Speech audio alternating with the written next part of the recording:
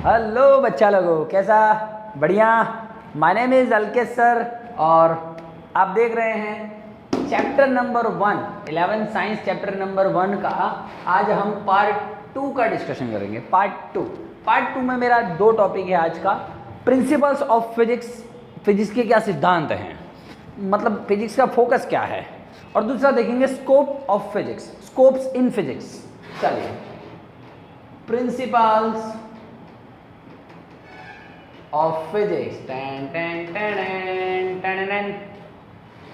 अरे दीवानो मुझे पहचानो, कहाँ से आया मैं हूँ कौन। Principle of physics part 2। चलिए भैया, है ना, पार्ट 2 देख रहे हैं प्रिंसिपल ऑफ फिजिक्स। एक्चुअली 2 ही सिद्धांत रहे हैं फिजिक्स के हमेशा। एक उनका सिद्धांत है यूनिफिकेशन, यूनिफाइड करना चीज़ों को। यूनिफिकेशन मतलब यूनिफाइड मतलब जोड़ना। क्या सिद्धांत रहा है? जोड़ना।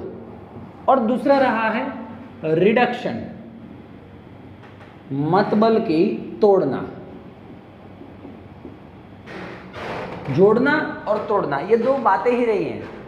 सर कोई भाई लोग की बात चल रही है क्या? जोड़ना है ना, तोड़ना है ना? नहीं रे, ये मतलब 2 ही चीज़ें फिजिक्स में हमेशा रही हैं। जैसे यूनिफिकेशन का मतलब क्या है सर?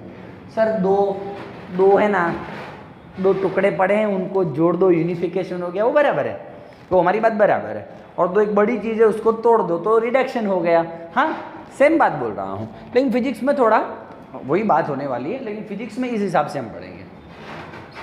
हमने जैसे कि मैं ये ढक्कन ड्रॉप कर रहा हूँ, देख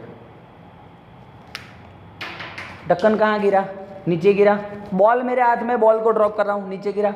एप्पल कहाँ गिरेगा? नीचे, है ना। तो देख, एप्पल या तो बॉल इज फॉलिंग डाउन, वो सिस्टम। उसमें दोस्तों क्यों बॉल नीचे गिरा?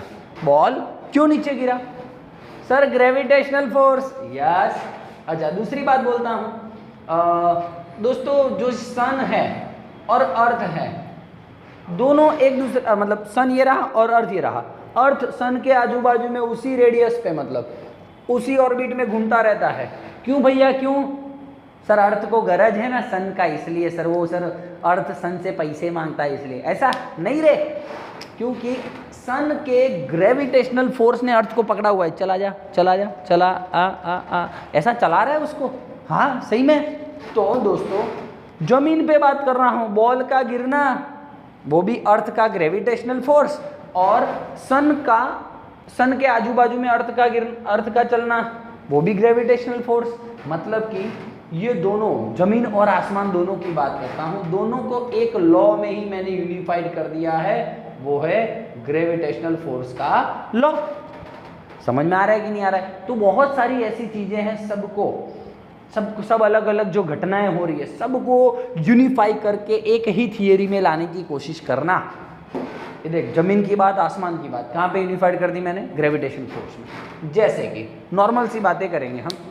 जैसे कि एक मैं कोई चीज़ लटका रहा हूँ डोरी से, ठीक है। अब उसको, मतलब पेंडुलम है, डोरी से एक गोल चीज़ लटकाई मैंने, उसको यहाँ पे खींचता हूँ। यहाँ पे मैंने उसको खींचा, उसका मतलब क्या हुआ दोस्त मालूम है? मैंने उसमें पोटेंशियल एनर्जी भर दिया। अब ये स्टेडी है, अब इसको छोड़ता हूँ, जूम, तो जितना पोटेंशियल एनर्जी से उसको मैंने ऊपर ऐसे खींचा था, एनर्जी स्टोर किया था, देखिए, अब उसको मैंने छोड़ा, उतना ही पोटेंशियल एनर्जी से वो काइनेटिक एनर्जी में कन्वर्ट हो जाएगा। तो जितना पोटेंशियल एनर्जी उतना ही काइनेटिक एनर्जी में कन्वर्जेशन होना, है ना, उतना ही काइनेटिक एनर्जी में कन्वर्ट होना। मतलब कि it is called law of conservation of energy, ठीक है। इसके बहुत सारे हम लॉज पढ़ेंगे, बहुत सारे लॉज आपके पूरे 11वीं 12वीं में पढ़ने वाले, जैसे कि लेंज लॉ, फिर बर्नौलीज इक्वेशन, है ना, फिर किरचॉफ्स लॉ, बहुत सारे लॉज पढ़ने वाले। वो सारे लॉज हमको एक ही बात सिखाते हैं, बहुत सारे अलग अलग लॉज हैं, वो बात एक ही सिखाते हैं, law of conservation of energy. तो देखा आपने, इन सारी चीज़ों को मैंने एक ही लॉ में यूनिफाइड कर लिया, वो लॉ है law of conservation of energy, तो उसको बोलते हैं यूनिफिकेशन। ठीक है, आपको स्टीफन हॉकिंस है ना, उन्होंने एक बहुत ही मतलब बहुत करीब पहुंच गए थे, उन्होंने एक बुक लिखी थी थियरी ऑफ एवरीथिंग, मतलब एक थियरी बना उसमें सारी घटनाएं आ जाए, कितना अच्छा होता। नहीं, वो नज़दीक पहुंच भी गए थे उनके, लेकिन ये है दोस्तों। ठीक है, चला जा, तो ये है यूनिफिकेशन। तोड़ना मतलब क्या सर, कोई चीज़ बहुत टफ होती है ना, कोई चीज़ उसको तोड़ के मतलब सरल हिस्सों में कर दो जिससे काम आसानी से हो जाए। जैसे कि एक एग्जांपल लेता हूँ छोटा सा, तुझे समझ में आए ऐसा, मुझे यहाँ से 100 किलोमीटर जाना है, मान ले मुझे यहाँ से 10 किलोमीटर दौड़ना है, जाना है यहाँ से 10 किलोमीटर दूर, तो तुझे लगता है तू एक साथ 10 किलोमीटर दौड़ पाएगा? नहीं सर, बहुत हेडेक हो जाएगा। तो मैं उसको अब रास्ते में क्या करूँगा मालूम है, 2-2 किलोमीटर के 5 स्लॉट में बांट दूं, 2-2 किलोमीटर के 5 स्लॉट में बांट दूं। यहां से दौड़ा, यहां पे रुका, सर 2 मिनट रुकूंगा, सांस तो लेने दो, फिर वापस दौड़, यहां पे रुक, आराम कर, फिर वापस दौड़, यहां पे रुक, आराम कर, फिर वापस दौड़, यहां पे रुक, आराम कर, फिर दौड़, आराम कर। बोल अब ये तेरा काम, ये इजी हुआ या ये इजी हुआ? सर ये इजी हुआ। तो मैंने क्या कर दिया, पूरे रास्ते को तोड़ दिया, पूरे रास्तों को स्मॉल स्मॉल पार्ट में डिवाइड कर दिया, मतलब कि मेरा काम सरल हो गया, इजी हो गया। इसी को बोलते हैं दोस्तों फिजिक्स की भाषा में रिडक्शन। तो यूनिफिकेशन और रिडक्शन ये दो बातें हैं जो फिजिक्स का मेन मजबूत पाया रही है, मजबूत बेस रही है। जैसे कि आपको यूनिफिकेशन में और एक एग्जांपल देता हूँ अच्छा वाला, यूनिफिकेशन में एक एग्जांपल देता हूँ। जैसे कि मैक्सवेल थे, मैक्सवेल ने अपनी 4 इक्वेशन दी थी, कितनी? 4 इक्वेशन, उसमें सब कुछ आ गया, सब कुछ मतलब सब कुछ आ गया। जैसे कि इलेक्ट्रोडायनेमिक्स आ गया था, फिर इलेक्ट्रोस्टैटिक्स आ गया था, फिर जैसे कि इलेक्ट्रोडायनेमिक्स, इलेक्ट्रोमैग्नेटिक वेव्स आ गया था, फिर मैग्नेटिज्म आ गया। ये सारी बातें उन्होंने इन 4 इक्वेशन में दे दी। इतने सारे लॉज को खाली 4 इक्वेशन में बना के रख दिया उन्होंने। वो 12वीं में सब आएगा। 12वीं में ये इलेक्ट्रोडायनेमिक्स चैप्टर नंबर 3 है, 12वीं में इलेक्ट्रोस्टैटिक्स मतलब चैप्टर 1, 2 है, और ये मैग्नेटिज्म चैप्टर 4, 5 है, और ये बाद में आगे 6, 7 उस हिसाब से। ठीक है, चल, तो ये होता है यूनिफिकेशन और रिडक्शन। अब जो मैं बात करने वाला हूं वो है स्कोप्स इन फिजिक्स। क्या है? Scopes in physics. फिजिक्स में क्या क्या स्कोप्स हैं, है ना? तो देखिए दोस्तों, दो बातें हैं, एक तो मैक्रोस्कोपिक और दूसरी है माइक्रोस्कोपिक। मैक्रोस्कोपिक मतलब क्या? मैक्रो मतलब बड़ा, हाँ बड़ा, और माइक्रो मतलब क्या? छोटा, सूक्ष्म। ठीक है, मैक्रो मतलब बड़ा, माइक्रो मतलब छोटा। अब दोस्तों बड़ा मतलब क्या मालूम है? फिजिक्स में एक्चुअली में बहुत पुरानी, बहुत सालों से, बहुत पुरानी बात कर रहा हूं, तब से दोस्तों सन, अर्थ, स्टार्स, फिर ये प्लानेट सब, सैटेलाइट, ये सब बरसों से चल रहा है, उसकी खोज, सब ये करना है, वो करना है, बहुत पुराना है। तो ये बहुत पुराना फिजिक्स हम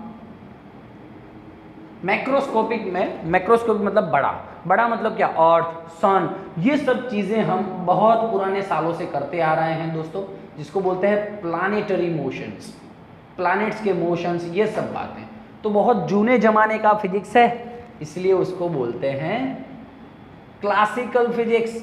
फिजिक्स का ब्रांच पड़ गया, कौन सा? क्लासिकल। नहीं, पुराने जमाने के गानों को क्या बोलते हैं? क्लासिकल गाने बोलते हैं कि नहीं बोलते हैं? तो उसी हिसाब से ये क्लासिकल फिजिक्स, बहुत पुराना फिजिक्स। और अभी नया नया कुछ फिजिक्स आया है, नया फिजिक्स। क्या फिजिक्स आया है नया? तो दोस्तों ये आया है, नहीं, एक एटम, छोटा सा चौक का पार्टिकल लूँ, उसके अंदर जाऊँ, गिलोरी कांच में देखूँ, फिर 10⁻⁻15 मीटर लास्ट टाइम बोला था मैंने, उतनी छोटी छोटी चीज़ों का स्टडी आ गया है। एटम, फिर न्यूक्लियस, है ना, एक्सरे, बहुत सारी चीज़ें आ गई हैं जिसका हम छोटी छोटी बारीकी से उसका स्टडी कर रहे हैं। वो नए ज़माने का फिजिक्स है, बहुत नए ज़माने का फिजिक्स है, ठीक है। फिर ये न्यूक्लियर फ्यूज़न, न्यूक्लियर रिएक्टर, ये सब जो बिजली बन रही हैं वो सब न्यूक्लियर रिएक्टर, ये सब नए ज़माने का फिजिक्स है, इसलिए उसको बोलते हैं मॉडर्न फिजिक्स। क्या बोलेंगे? Modern physics. तो फिजिक्स के दो टाइप हो गए, क्लासिकल फिजिक्स और मॉडर्न फिजिक्स। क्लासिकल फिजिक्स के बहुत सारे ब्रांचेज हैं। तुझे क्या ब्रांच पढ़ना है? मैंने बोला था फिजिक्स बहुत इनफाइनाइट है, तो फिजिक्स में भी तुझे क्या पढ़ना है? तो जैसे कि ब्रांचेस कर दी गई, एक ब्रांच है, 3-4 ब्रांच है, मैं आपको समझा देता हूँ। पहला ब्रांच है मैकेनिक्स, मैकेनिज्म है ना, मैकेनिक्स। दूसरा ब्रांच है इलेक्ट्रोडायनेमिक्स। तीसरा ब्रांच है ऑप्टिक्स और चौथा ब्रांच है, एक मिनट, मैकेनिक्स, इलेक्ट्रोडायनेमिक्स, ऑप्टिक्स और थर्मोडायनेमिक्स। ये 4 ब्रांचेस है दोस्तों, है ना, क्लासिकल फिजिक्स का। तो मैं एक मिनट रुकिएगा, बोर्ड रफ करता हूँ आपको और समझाता हूँ, ठीक है। चलिए, हाँ वीडियो चालू रहने दीजिए साहब। चलिए अब आ जाते हैं हम हमारी फर्स्ट ब्रांच पे, मैकेनिक्स पे। मैकेनिक्स का मतलब क्या है? सर मैं ओवरव्यू दे रहा हूँ आपको, पूरे मतलब 11वीं 12वीं 2 साल आप क्या करने वाले हो, ठीक है, उसका ओवरव्यू दे रहा हूँ। देखिए मैकेनिक्स का मतलब क्या है, मैकेनिक्स में आप क्या पढ़ने वाले हो। जो ब्रांच, सर मुझे मैकेनिक्स ब्रांच पढ़ना है, तो तू क्या पढ़ेगा रे मैकेनिक्स में? तो पहले एक्टिवा का चलना, होए होए, उसका स्पीड, स्पीड मतलब स्पीड, उसका एक्सेलरेशन, ठीक है। फिर जो एक्टिवा चलती है तो उसका टायर के जमीन के साथ क्या होता है? फ्रिक्शन, है ना। फिर तू आगे जाके पढ़ेगा न्यूटन्स के लॉ, न्यूटन्स लॉ, ठीक है। और फिर तू उसमें आगे जाके पढ़ेगा फ्लूइड मैकेनिक्स, फ्लूइड मतलब लिक्विड, हाँ, फ्लूइड मैकेनिक्स। फिर आगे तू पढ़ेगा प्लानेटरी मोशंस, हाँ, तारों सितारों की बातें करने वाला है तू। कुछ रह गया क्या? न्यूटन्स लॉ हो गया, ये हो गया, वो हो गया, हाँ। वेव्स पढ़ेगा तू, वेव्स, लाइट वेव्स, ऐसे ऐसे जाती है, चिंता ता चिता चिता चिंता ता ता, ऐसे वाली। तो दोस्तों मैकेनिक्स ब्रांच में तो ये सब पढ़ने वाला है, ठीक है। अच्छा, ठीक है सर, कंप्लीट मैकेनिक्स। फिर तेरी दूसरी ब्रांच आएगी इलेक्ट्रोडायनेमिक्स। इलेक्ट्रोडायनेमिक्स ब्रांच में ये दोस्तों पूरा 11वीं में आएगा, तेरा सिलेबस में पूरा 11वीं में आएगा, है ना। एक्टिवा चल रही है, स्पीड है, एक्सेलरेशन है, उसका जमीन के साथ फ्रिक्शन है, न्यूटन्स के तीनों लॉ आ जाएंगे। फिर फ्लूइड मैकेनिक्स पढ़ेगा तो प्लानेटरी मोशंस पढ़ेगा तो वेव्स पढ़ेगा। ये सब चीज़ें कहाँ पे आने वाली हैं? 11th में। जैसे कि मैं दूसरी ब्रांच की बात करता हूँ, इलेक्ट्रोडायनेमिक्स। तो इलेक्ट्रोडायनेमिक्स ब्रांच पूरा 12वीं का टॉपिक है ये। जैसे कि व्हाट इज चार्ज, है ना, चार्ज 10वीं में पढ़ा है तू। चार्ज के कारण करंट प्रोड्यूस होता है, तो what is current? AC current है या डीसी करंट है सर? जो हो सर, है ना। एसी अल्टरनेटिंग करंट है या डायरेक्ट करंट है? अल्टरनेटिंग करंट मतलब हमारे घर में जो आ रहा है वो, है ना। और डायरेक्ट करंट मतलब डीसी, हाई वोल्टेज, ठीक है। तो चार्ज की बात करेंगे, करंट की बात करेंगे, फिर हम वोल्टेज की बातें करेंगे, जिसमें बहुत सारी बातें हैं इलेक्ट्रोडायनेमिक्स में, इन शॉर्ट, ठीक है। फिर जैसे कि हम बोल सकते हैं वायरलेस कम्युनिकेशन की बातें करें, इलेक्ट्रोमैग्नेटिक वेव्स की बातें करें, वायरलेस कम्युनिकेशन मतलब मोबाइल इन सब की बातें करें, कम्युनिकेशन, ठीक है। तो ये गया पूरा तुम्हारा इलेक्ट्रोडायनेमिक्स ब्रांच। ज़्यादा दिल पे नहीं लेना दोस्त, खाली नॉलेज है तो मुझे देना पड़ेगा। स्कूल के एग्जाम में पूछ ले कि व्हाट इज मैकेनिक्स ब्रांच, तो ये सब लिखना पड़ेगा तेरे को। चल इलेक्ट्रोडायनेमिक्स। फिर मैं आ जाता हूँ ऑप्टिक्स पे, भाई ऑप्टिक्स पे आ जाता हूँ। ऑप्टिक्स का मतलब क्या है दोस्त? तू चश्मे की कभी दुकान पे गया है? चश्मे की दुकान पे लिखा होगा रे ऑप्टिक्स, फलाना ऑप्टिक्स, ढिकना ऑप्टिक्स, चश्मे की दुकान पे लिखते हैं। ऑप्टिक्स का मतलब हम शुरुआत से ही करते हैं लेंस, मिरर। आपके चश्मे में क्या होता है? लेंस तो होते हैं, मिरर, फिर टेलीस्कोप,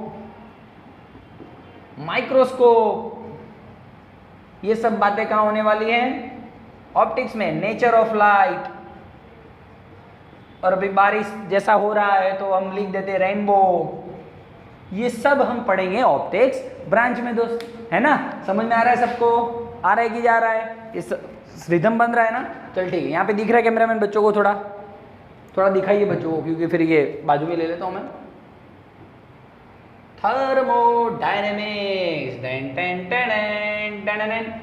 थर्मोडायनेमिक्स दिखा बच्चों आपको? कैमरामैन दिख रहा है बच्चों को? चलो बच्चों, लास्ट टॉपिक, लास्ट। थर्मोडायनेमिक्स का मतलब क्या है? थर्मो मतलब हीट, थर्मो मतलब हीट, डायनेमिक्स का मतलब है मोशन का, मोशन, डायनेमिक्स का मतलब है मोशन। तो हीट का मोशन कैसे होता है, हीट ट्रांसफर कैसे होती है, ये सब सारी चीज़ें हम थर्मोडायनेमिक्स ब्रांच में पढ़ेंगे। फिर टेम्परेचर पढ़ेंगे, एंट्रोपी, एल्थैल्पी, ये सब आपका केमिस्ट्री में आता ही आता है, ठीक है। फिर हम पढ़ेंगे दोस्तों हीट इंजन, फिर हम पढ़ेंगे उसका उल्टा रेफ्रिजरेटर कैसे चलता है, रेफ्रिजरेटर कैसे चलता है। अच्छा, ये हीट ट्रांसफर का एक अच्छा सा एग्जांपल लेता हूँ, थर्मो समझ में आएगा। इस रूम में मैं एक चाय का कप रख रहा हूँ, ठीक है। ये रही अंदर चाय, ठीक है। अब चाय गर्म है दोस्तों, मैं 50 डिग्री सेल्सियस तो टेम्परेचर मान के चलूँ उसका कि नहीं? हाँ ठीक है सर। और इस रूम में पड़ी है, रूम का टेम्परेचर अभी राइट नाउ है 25 डिग्री सेल्सियस, ठीक है, ठीक है। थोड़ी टाइम तो 1 घंटे बाद क्या देखेगा? क्या देखेगा बोल? सर चाय ठंडी हो जाएगी। चाय ठंडी हो गई मतलब तो चाय के पास जो 50 डिग्री सेल्सियस टेम्परेचर था वो गया कहाँ? तो सर वो कहाँ गया? रूम में चला गया। इसका टेम्परेचर लो हो जाएगा और चाय ठंडी हो जाएगी, ठीक है। अब एक दूसरा ले रहा हूँ। मान ले कि रूम में तो एक ठंडा पानी रख रहा है, ठंडा पानी, ठंडे ठंडे पानी से नहाना चाहिए, जिसका टेम्परेचर 0 डिग्री सेल्सियस ले ले तो, ठीक है। अब ठंडा पानी मान लो आइस है, चल आइस से तू ज़्यादा समझेगा। हाँ, आइस क्यूब्स ले रहा हूँ मैं यहाँ पे, बहुत सारे आइस क्यूब है, मान लो -2 डिग्री सेल्सियस पे रखे हुए हैं, ठीक है। मैंने अब तूने उसी रूम में रखा हुआ है 25 डिग्री सेल्सियस वाले रूम। थोड़े टाइम के बाद क्या होने वाला है? सर ये ice will be converted into water, मतलब वाटर में कन्वर्ट हो जाएगा। मतलब जो -2 डिग्री सेल्सियस टेम्परेचर था वो 0 डिग्री सेल्सियस टेम्परेचर आया है। समझ में आ रहा है? टेम्परेचर बढ़ा, मतलब इसने नया जो 2 टेम्परेचर लिया वो कहाँ से लिया? समझ में आ रहा है दोस्त? तो देख, चाय ने अपना हीट एटमॉस्फेयर को दिया और इसको गरज था तो एटमॉस्फेयर से इसने लिया, है ना। तो ये हो रहा है, क्या हो रहा है? Heat transfer, heat transfer. तो देख ले दोस्त, दोनों केस में ज्यादा टेम्परेचर से कम टेम्परेचर की तरफ हीट जा रहा, ज्यादा टेम्परेचर से कम टेम्परेचर की तरह हीट जा रहा।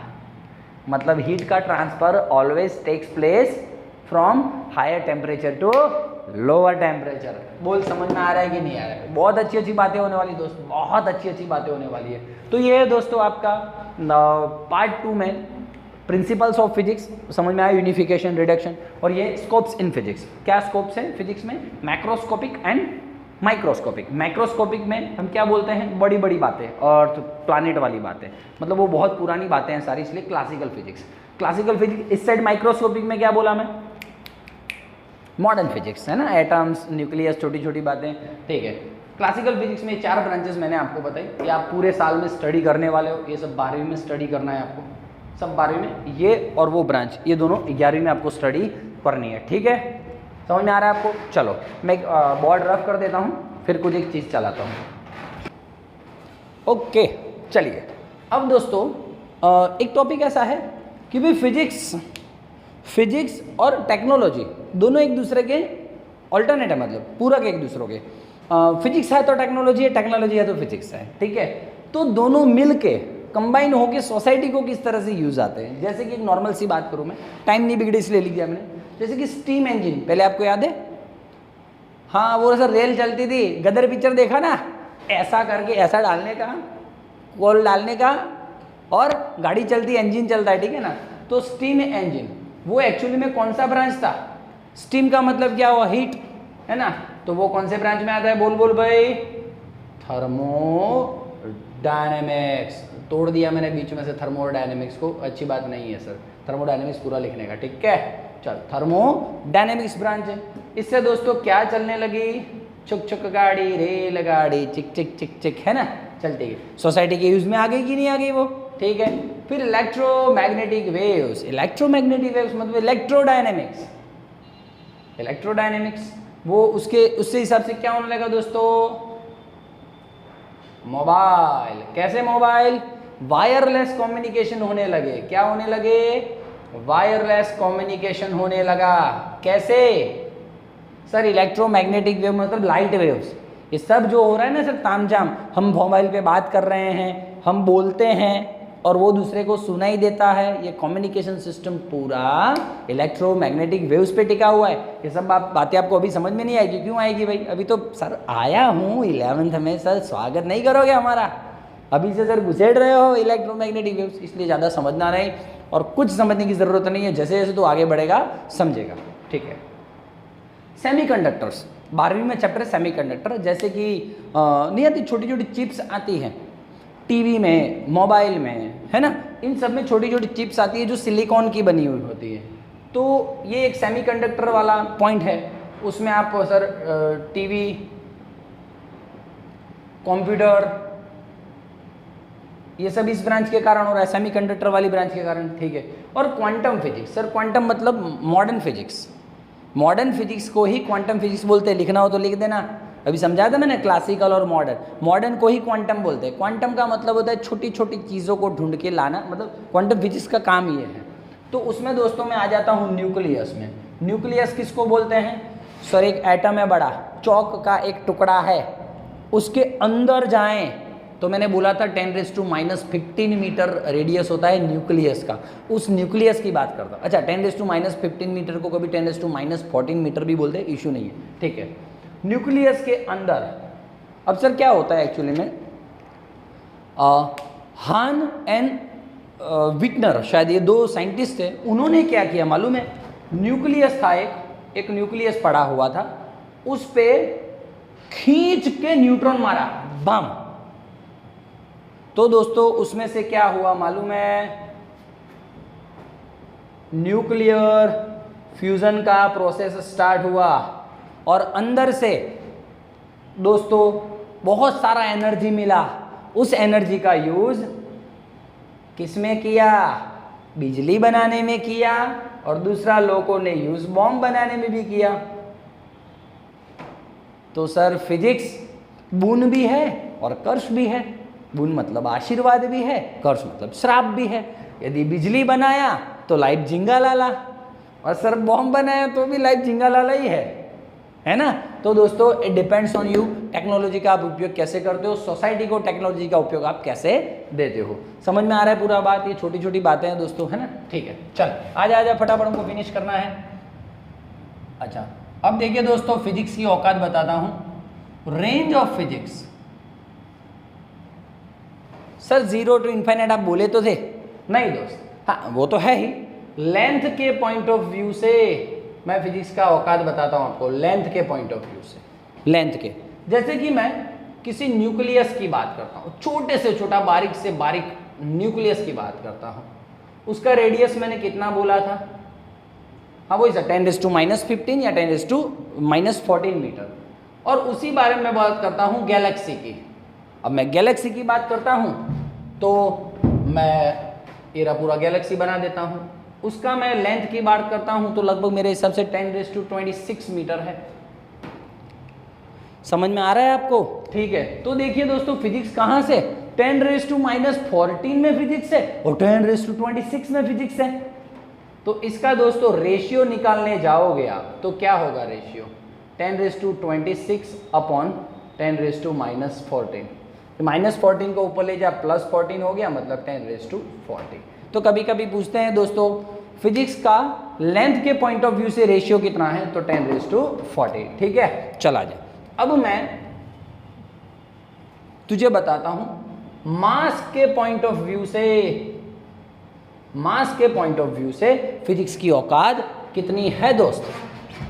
तो देखिए मैं मास के पॉइंट ऑफ व्यू से बोलूंगा, जैसे ही मेरे पास एक इलेक्ट्रॉन है, आपको पता है इलेक्ट्रॉन क्या है, ये रहा पूरा एटम, एटम के अंदर ऑर्बिट्स होते हैं, ये रहा उसका न्यूक्लियस, न्यूक्लियस में कौन होता है, प्रोटॉन और न्यूट्रॉन, ऑर्बिट में कौन घूमता है, सर इलेक्ट्रॉन, 9वीं 10वीं में आप पढ़े ही पढ़े हो, ठीक है ना। तो मैं उसी इलेक्ट्रॉन की बात कर रहा हूं, उसका इलेक्ट्रॉन का मास 10⁻30 kg के अप्रोक्स होता है, -30 kg। और उसी हिसाब से मैं दोस्तों इलेक्ट्रॉन की जगह पे एक यूनिवर्स का मेजरमेंट ले लेता हूँ। यूनिवर्स मतलब जिस यूनिवर्स का मैं ऑब्जर्वेबल यूनिवर्स है उसकी बात कर रहा हूँ मैं, तो उसका दोस्तों मास है 10⁻55 kg। ओ बाप रे सर इतना, अब इसका रेशियो ले तू, तो देखा तूने मास की दृष्टि से भी 10⁻30 kg में भी फिजिक्स है, 10⁻55 में भी फिजिक्स है। भाई 10⁻55, एक के पीछे 55 मिनटे लगा दे हैं। चल रेशियो क्या है, 10⁻55 अपॉन 10⁻30, -30 को ऊपर ले जा 10⁻85। ओ बाप रे सर कहाँ से लाई ये सब आप। चल लास्ट वाला, टाइम के हिसाब से फिजिक्स में क्या है, टाइम के हिसाब से फिजिक्स का रेंज कितना है। चल ठीक है देखते हैं। अब टाइम के लिए थोड़ा तुझे दोस्तों 8वीं 9वीं में जाना पड़ेगा। याद है तुझे वेलोसिटी का फॉर्मूला था, velocity is equals to distance upon time. तो मुझे टाइम फाइंड करना था, तो मैं क्या कर लिया था सर, डिस्टेंस अपॉन वेलोसिटी। ठीक है चला जा, डिस्टेंस को मैं अभी मेरे लिए ज़रूरत है लेंथ का, तो लेंथ की बात कर सकता हूँ, ठीक है। और लेंथ की बात करूँगा, और वेलोसिटी तो मेरे पास लाइट का वेलोसिटी है ही। कितना होता है लाइट का वेलोसिटी, 10⁸ मीटर पर सेकेंड, 10⁸ है ना। चल तो दोस्तों मैं दोनों बातें करने वाला हूँ। तो टाइम का फॉर्मूला क्या आ गया, लेंथ अपॉन वेलोसिटी। तो चल देख, न्यूक्लियस की बात करूं, न्यूक्लियस में जो घूम रहा है प्रोटॉन इलेक्ट्रॉन जो घूम रहा है, प्रोटॉन न्यूट्रॉन सब है, उनमें मैं टाइम की बात करूं तो लेंथ कितना, यहीं पे लिख, time is equals to length कितना 10⁻⁻14 और वेलोसिटी कितना 10⁸ ठीक है, लाइट का वेलोसिटी का। तो मेरे हिसाब से कितना हो गया, ये कितना हो गया 10⁻22 सेकेंड में फिजिक्स है।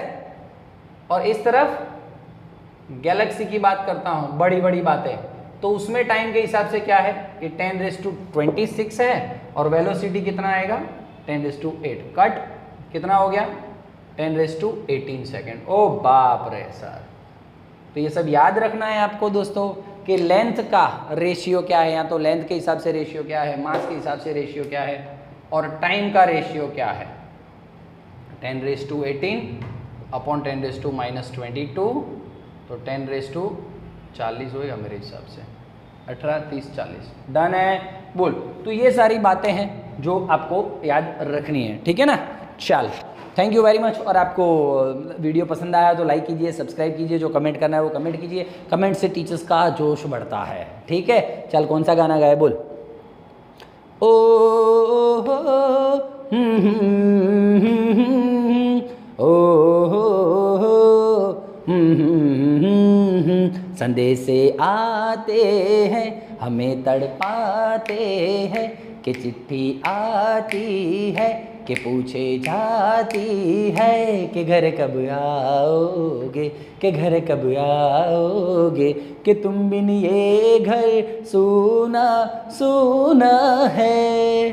चल thank you very much, thank you, bye bye, take care.